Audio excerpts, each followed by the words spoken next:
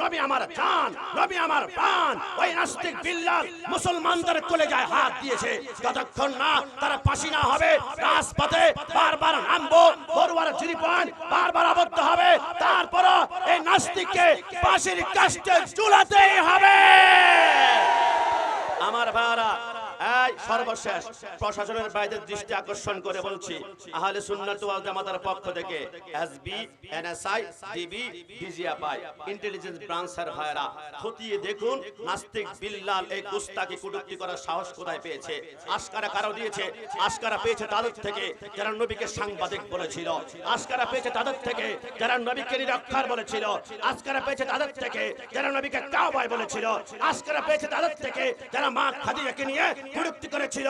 ওই গুস্তাখদেরকে সার্টিফিকেট দ্বারা শায়েখদেরকে একটা একটা করে গ্রেফতার করে মৃত্যুদণ্ড দেন। এই বাংলাদেশে আরেকটা নাস্তিক বিল্লালের জন্মই হবে না। কথা বলো ঠিক না?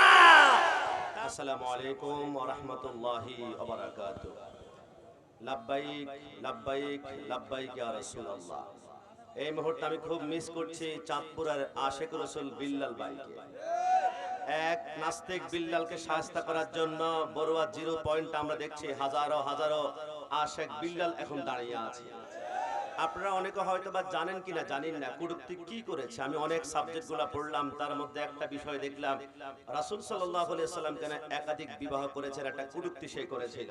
আমি তাদেরকে বলতে চাই যারা নাস্তিক তোমরা শুনে নাও, লাকাদ কানা লাকুম ফি রাসূলিল্লাহি উসওয়াতুন হাসানা। নবী যেমন পুরুষের জন্য নবী, আবার নারীদের জন্য নবী। নবীর পুরুষের জন্য 1,15,000 সাহাবায়ে কেরাম বাহিরের জিন্দেগি বর্ণনা করেছে, কিন্তু ঘরের জিন্দেগি বর্ণনা করার জন্য একজন স্ত্রী যদি উম্মে সালমা বা হাবিবা হতো, অনেকে বলতো তিনারা অনেক কিছু গোপন করেছেন, ভুল করেছেন, সিক্রেট করেছেন, সব বর্ণনা করতে পারে নাই। তাই আমার আল্লাহ বলে, বন্ধু আপনি 11টা বিবাহ করবেন আপনার জন্য নয়, আপনার উম্মতের জন্য। কেউ যদি উম্মে হাবিবা বর্ণনা করতে না পারে, উম্মে সালমা সেটা বর্ণনা করবে। উম্মে সালমা না পারলে হযরতে জয়নব বর্ণনা করবে, হযরতে জয়নব না পারলে হযরতে হাফসা বর্ণনা করবে। সেটা তিনার মাথা থেকে ছুটে গেলে মা আয়েশা সিদ্দিকা রাদিয়াল্লাহু তাআলা আনহা বর্ণনা করবে। কারণ মাই property is the warrior, my property is the businessman, my property is the teacher, my property is the love giver, my property is the love maker, my property is the superman of the world. পৃথিবীর জমিনে মুসলমানদের superstar হচ্ছে একজন মদিনাওয়ালা। আমার মাকে নিয়ে গালি দাও, কোনো প্রতিবাদ হবে না। আমার বাবাকে গালি দাও, আমি প্রতিবাদ করব না। আমার স্ত্রীর বিরুদ্ধে আঙ্গুল তোলা, আমি চুপ করে থাকবো।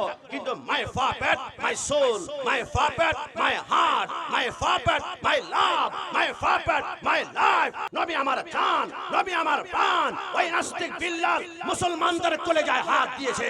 যতক্ষণ না তারা ফাঁসি না হবে, রাজপথে বারবার নামবো, বড়ুয়ার জিরি পয়েন্ট বারবার আবদ্ধ হবে, তারপরও এই নাস্তিককে ফাঁসির কাস্টে ঝুলাতেই হবে। আমার ভাইরা, এই সর্বশেষ প্রশাসনের বাইরে দৃষ্টি আকর্ষণ করে বলছি, আহলে সুন্নাত ওয়াল জামাতের পক্ষ থেকে SB, NSI, DB, DGFI intelligence ব্রাঞ্চের ভাইরা খতিয়ে দেখুন নাস্তিক বিল্লাল এই গুস্তাখি কটূক্তি করার সাহস কোথায় পেয়েছে।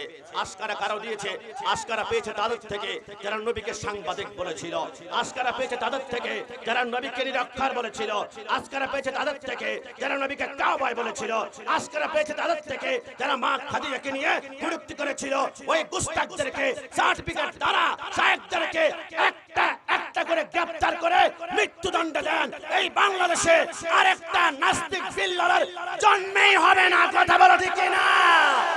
আমরা সর্বশেষ এটাই বলে দিয়ে যাই, সরকারে মদিনা সাল্লাল্লাহু আলাইহি ওয়াসাল্লামের জন্য আমাদের জান।